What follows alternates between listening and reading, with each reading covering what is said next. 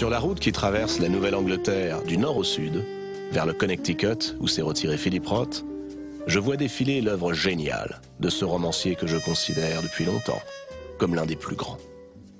Philip Roth semble s'être donné une mission précise, mettre à mal les tabous de la tribu. Depuis 1959, il alterne les romans à grand spectacle et les miniatures intimes. Il dynamite les rêves et la bonne conscience à coups de missiles nommés Portnoy, Képes ou Zuckerman, héros d'une œuvre foisonnante où se retrouvent quelques constantes, la solitude, la maladie, le désespoir sexuel. Autour de ces problèmes, il a bâti l'une des œuvres les plus originales de ces dernières années. Une œuvre écrite en grande partie dans cette maison, qui date de la fin du XVIIIe siècle. Je vis ici depuis 1972. Et c'est un endroit que j'adore. Je suis très heureux d'avoir pu installer ici ma petite fabrique de fiction. J'ai réussi à y travailler en limitant mes autres activités. Et je suis heureux de pouvoir profiter du grand air quand je ne travaille pas. Mais au fond, je ne vis pas dans le Connecticut. Je vis sur ces quelques hectares que je possède. Je n'ai pas le sentiment d'être d'ici. Je n'achète pas le journal local, je ne regarde pas les informations régionales à la télévision. Quant à New York, j'y ai vécu par intermittence et désormais j'y passe mes hivers. C'est étrange quand on est écrivain à New York. Le matin, tout le monde part travailler et vous restez seul dans votre immeuble avec les nounous et les enfants.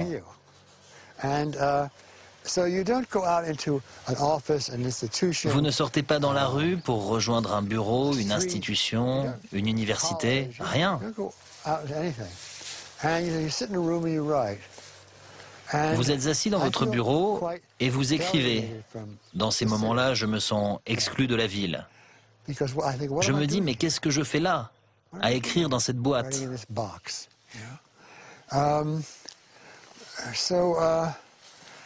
J'ai l'impression que je n'ai pas de racines, ni ici, ni là-bas.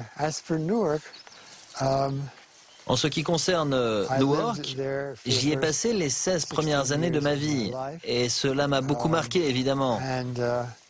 Je garde un intérêt profond pour cette ville. Dans le journal, je lis tout ce qui concerne Newark, mais rien sur le Connecticut.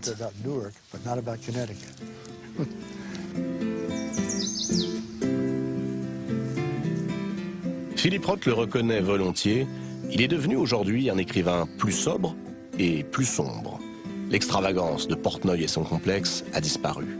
Reste l'impertinence. Elle éclate à travers sa trilogie américaine, consacrée aux coups de folie qui ont secoué ce pays. Le macartisme, le Vietnam et le politiquement correct. C'est l'Amérique mise en roman. C'est aussi une formidable réflexion sur ce que signifie aujourd'hui être américain.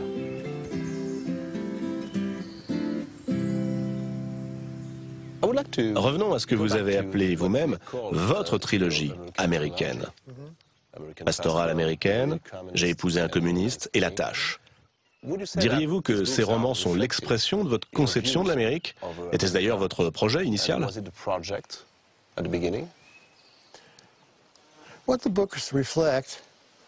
Ce que ces livres reflètent, c'est l'intérêt que je porte à une certaine période de l'histoire américaine.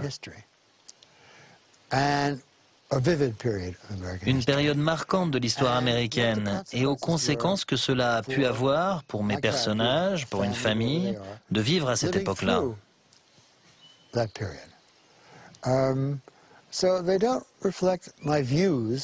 Ces romans ne sont pas le reflet de ma conception de l'Amérique. Je crois d'ailleurs que rien de ce que je fais ne reflète ma conception de l'Amérique, pour la bonne et simple raison que je n'en ai pas. Mes pastorales américaines, par exemple, a pour cadre l'Amérique du début des années 70. C'est un livre qui parle des effets de la guerre du Vietnam sur une famille du New Jersey, dont la fille, une adolescente de 16 ans, devient une militante anti-guerre puis une terroriste dont la bombe va tuer quelqu'un.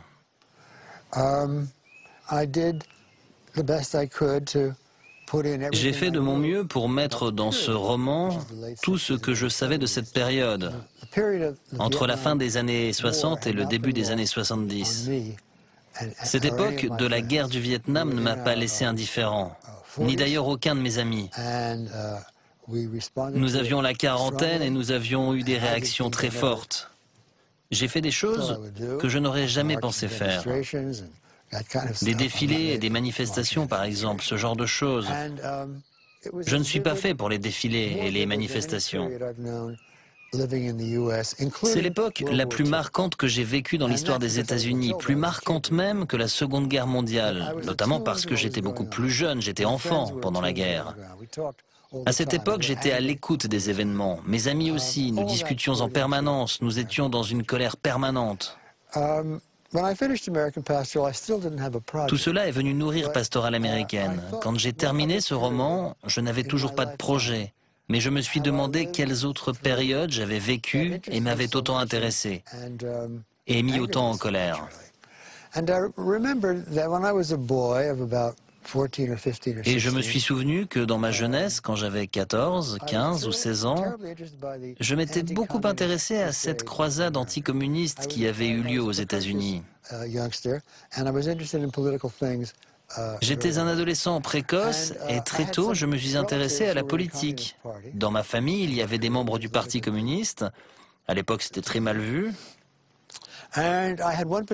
Il y en avait un en particulier qui avait fait l'armée pendant la Seconde Guerre mondiale et qui en était revenu très remonté contre les États-Unis, contre le capitalisme, très en colère contre le racisme. Et cet homme est devenu mon mentor. Il devait avoir 30 ans, j'en avais 15. C'est donc lui que j'avais en tête quand j'ai commencé à écrire « J'ai épousé un communiste ».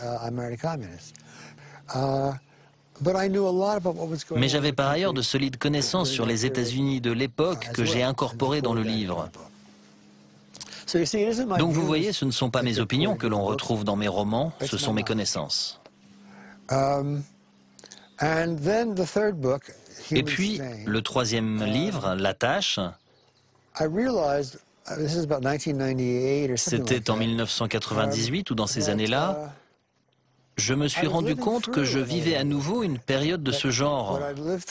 Ce que j'avais vécu dans les années 60, 70, ce que j'avais vécu à la fin des années 40, j'étais en train de le revivre. L'Amérique se lançait dans une nouvelle chasse aux sorcières contre Bill Clinton. Il y avait dans ce pays un véritable goût pour la persécution. Alors j'ai pensé à ce personnage qui traverse une épreuve, pas exactement la même que Bill Clinton, mais assez proche. Il est accusé de racisme dans son université, alors que, même si cela ne se voit pas, lui-même est noir.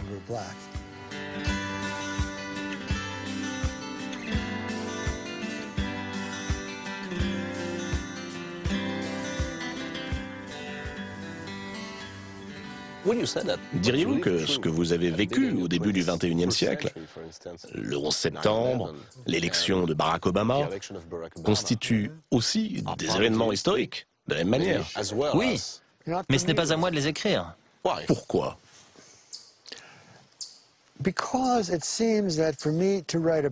Parce qu'il me semble que pour pouvoir écrire sur ces événements, il faut que 25 ans soient passés. J'ai besoin de recul pour donner à ces événements leur juste proportion, pour porter sur eux un regard objectif.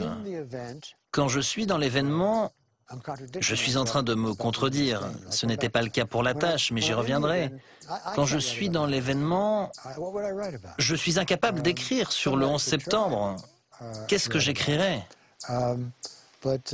Certains écrivains ont essayé de le faire, mais moi je ne peux pas. Il me faut en général un recul de 10, 20, 30 ans pour appréhender un événement et pour le réimaginer. Je suis incapable de faire des récits à chaud. Sauf dans le cas de La Tâche. La tâche, oui, c'était différent, je ne sais pas pourquoi. Est-ce que c'était parce que Nathan Zuckerman en est le narrateur? Nathan Zuckerman est le narrateur de ces 3 romans. Je pourrais d'ailleurs faire de Nathan Zuckerman le narrateur d'un roman sur le 11 septembre aussi, si je voulais. C'est vrai, Zuckerman a été un formidable atout moral pour moi. Il avait l'esprit clair, il comprenait tout, et il m'a servi d'intelligence médiatrice entre la matière du roman et le lecteur. J'avais trouvé le personnage parfait, pour moi en tout cas. C'est grâce à lui que j'ai pu écrire ces 3 livres. Mais pour en revenir au 11 septembre, c'est un sujet qu'un écrivain qui a 20 ans aujourd'hui pourra aborder dans 30 ans. Pour vous, quel est le rôle de l'écrivain?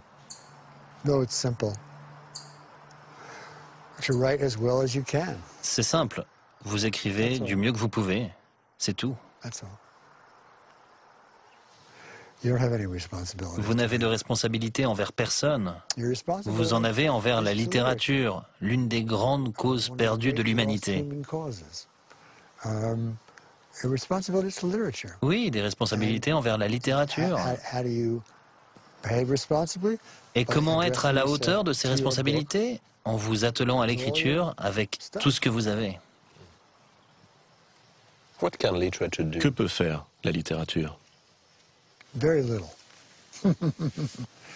Très peu de choses. La littérature ne peut pas grand-chose. Et pourtant, elle est d'une importance considérable. Donc, la littérature ne peut rien faire et elle a une importance considérable. Dans un pays qui voue un culte à l'utilité, il y a donc encore une place pour quelque chose qui est à la fois totalement inutile et absolument indispensable, la littérature. La littérature, ce que Philip Roth appelle la grande cause perdue de l'humanité, c'est ce que je vous emmène explorer, dans le sud, cette fois-ci, le sud profond, un pays au cœur du pays. Il a bâti l'une des œuvres les plus originales de ces dernières années. Une œuvre écrite en grande partie dans cette maison qui date de la fin du XVIIIe siècle. Je vis ici depuis 1000. Sur la route qui traverse la Nouvelle-Angleterre du nord au sud, vers le Connecticut où s'est retiré Philip Roth, je vois défiler l'œuvre géniale de ce romancier que je considère depuis longtemps comme l'un des plus grands. Philip Roth semble s'être donné une mission précise, mettre à mal les tabous de la tribu. Depuis 1959, il alterne les romans à grand spectacle et les miniatures intimes. Il dynamite les rêves et la bonne conscience à coups de missiles nommés Portnoy, Kepech ou Zuckerman, héros d'une œuvre foisonnante où se retrouvent quelques constantes, la solitude, la maladie, le désespoir sexuel. Autour de ces problèmes... 1972. Et c'est un endroit que j'adore. Je suis très heureux d'avoir pu installer ici ma petite fabrique de fiction. J'ai réussi à y travailler en limitant mes autres activités. Et je suis